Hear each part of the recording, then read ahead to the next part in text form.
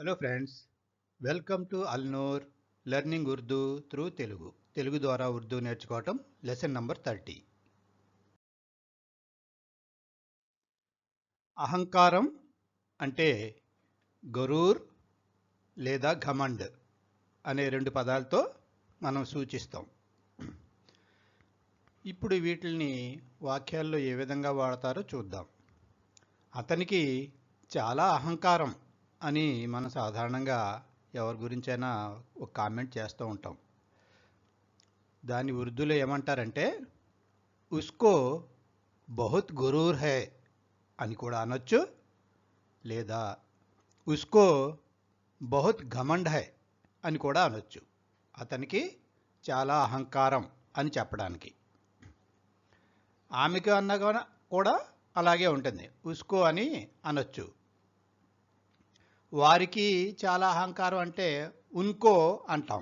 ఉన్కో బహుత్ గురూర్ హై, ఉన్కో బహుత్ ఘమండ్ హై అని కూడా అనొచ్చు. అహంకారం మంచిది కాదు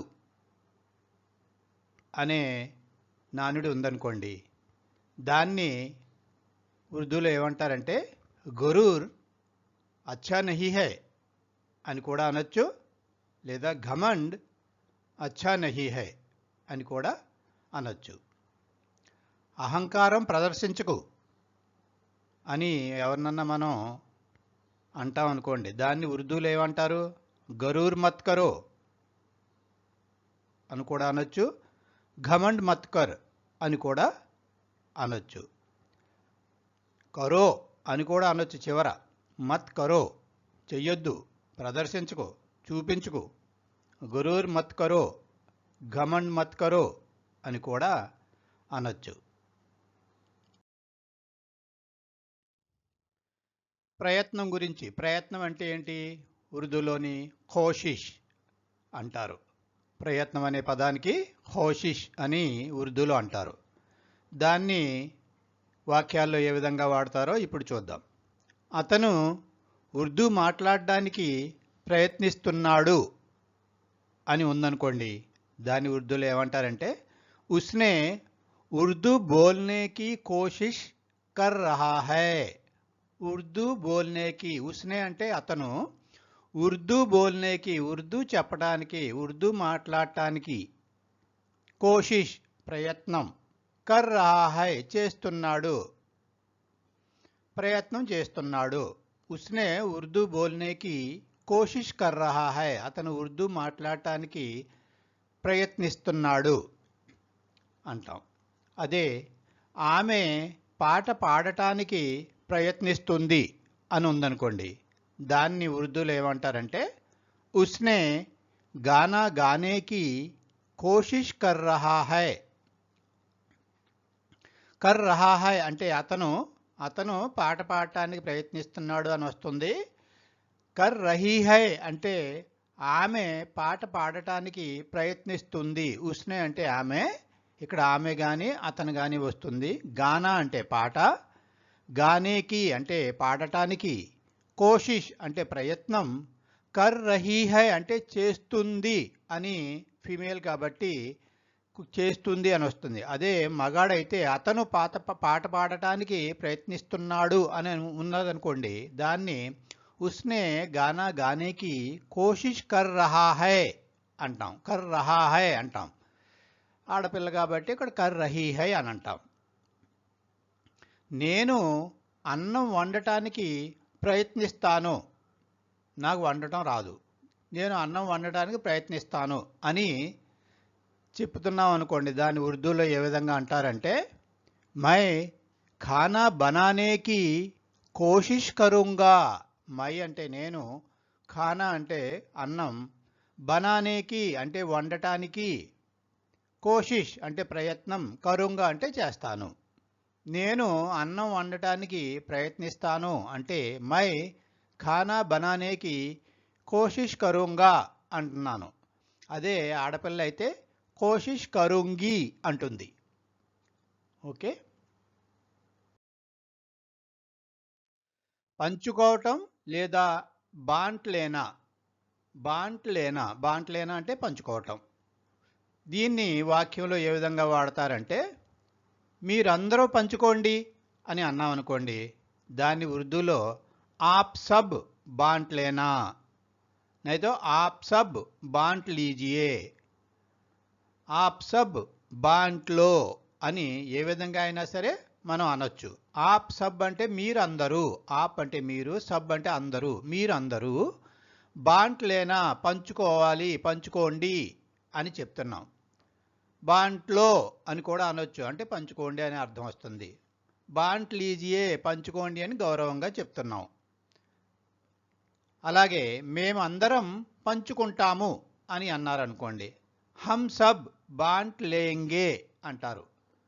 మేమందరం అంటే హమ్ సబ్ బాంట్ లేంగే పంచుకుంటాము, వాళ్ళు చెప్తున్నారనమాట, పంచుకునే వాళ్ళు చెప్తున్నారు, మేమందరం పంచుకుంటాం, హమ్ సబ్ బాంట్ లేంగే.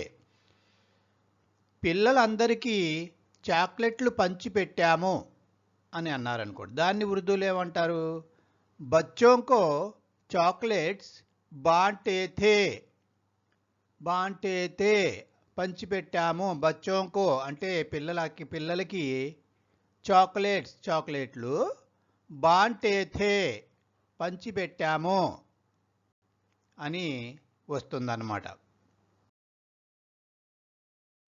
వేచి ఉండుట అంటే ఇంతజార్ కర్నా, వేచి ఉండుట అంటే ఇంతజార్ కర్నా, వేచి ఉండటం. దాన్ని వాక్యాల్లో ఏ విధంగా వాడతారో ఇప్పుడు చూద్దాం. నేను ట్రైన్ కోసం వేచి ఉన్నాను అని ఉందనుకోండి, దాన్ని ఉర్దూలో ఏమంటారు, మై ట్రైన్ కే లియే ఇంతజార్ కర్ రహా హూ అంటున్నాను. మై అంటే నేను, ట్రైన్ అంటే ట్రైన్, కేలియే కోసం, కేలియే అంటే కోసం, ఇంతజార్ వేచి ఉండటం, కర్ రహా హూ ఉన్నాను. అదే ఆడళ్ళు అయితే మై ట్రైన్ కేలియే ఇంతజార్ కర్ రహీ హూ అంటుంది. చాలామంది ఉన్నారనుకో, మేమందరం ట్రైన్ కోసం ఇంతజార్ వెయిట్ చేస్తున్నాము అని అంటున్నారు అనుకోండి, హమ్ సబ్ ట్రైన్ కేలియే ఇంతజార్ కర్ రహే హై అంటాం. మీరు దేనికోసం వేచి ఉన్నారు, ఎవరినన్నా మనం బయట కూర్చున్నప్పుడు వాళ్ళని అంటాం కదా, మీరు దేనికోసం వేచి ఉన్నారు అని. దాన్ని ఉర్దూలో ఏమంటారంటే, ఆప్ కిస్ లియే ఇంతజార్ కర్ రహే హై, మీరు ఎందుకోసం వేచి ఉన్నారు ఇక్కడ అని అడుగుతున్నాం. ఆప్ అంటే తమరు లేదా మీరు, కిస్ లియే దేనికోసం, ఇంతజార్ వేచి ఉండటం, కర్ రహే హై ఉన్నారు, ఇంతజార్ కర్ రహే హై వేచి ఉన్నారు అని అడుగుతున్నాం అన్నమాట. తర్వాత నీవు స్టేషన్ బయటే వేచి ఉండు అని ఉన్నదనుకోండి, నీవు స్టేషన్ బయటే వేచి ఉండు, నీవు ఇంటి బయటే వేచి ఉండు, ఇంటి లోపల వేచి ఉండు, ఏదోటి చెప్తాం కదా. దాన్ని మనం ఏ విధంగా అంటామంటే, తుమ్ స్టేషన్ కే బాహర్ ఇంతజార్ కరో, తుమ్ అంటే నీవు, స్టేషన్ కే బాహర్ స్టేషన్కి బయట, ఇంతజార్ కరో వేచి ఉండు, లేదా ఇంటి బయట వేచి ఉండు అని అన్నారనుకోండి, తుమ్ ఘర్ కే బాహర్, ఘర్ అంటే ఇల్లు కదా, కే బాహర్ ఘర్ ఇంటి బయట, ఇంతజార్ కరో వేచి ఉండు, లేదా నీవు ఇంటి లోపల వేచి ఉండు నేను వస్తాను అని ఉందనుకోండి, తుమ్ ఘర్ కే అందర్ ఇంతజార్ కరో హమ్ ఆయేంగే అని అంటాం కదా సాధారణంగానే. అలాగా ఇంటి లోపలైతే ఘర్కే అందర్, ఇంటి బయట అంటే ఘర్కే బాహర్, స్కూల్ బయట అంటే స్కూల్కే బాహర్ అని ఏదైతే అది మనం ఇక్కడ పెట్టి ఇంతజార్ కరో అంటే వేచి ఉండు అని చెప్పినట్టు ఉంటుందన్నమాట. ఓకే ఫ్రెండ్, ఈ రోజుతో ఈ లెసన్ ఇంతటితో ముగిద్దాం. మరలా వచ్చే వారం కొత్త లెసన్తో మరలా కలుసుకుందాం. అంతవరకు సెలవా మరి. Good bye for now.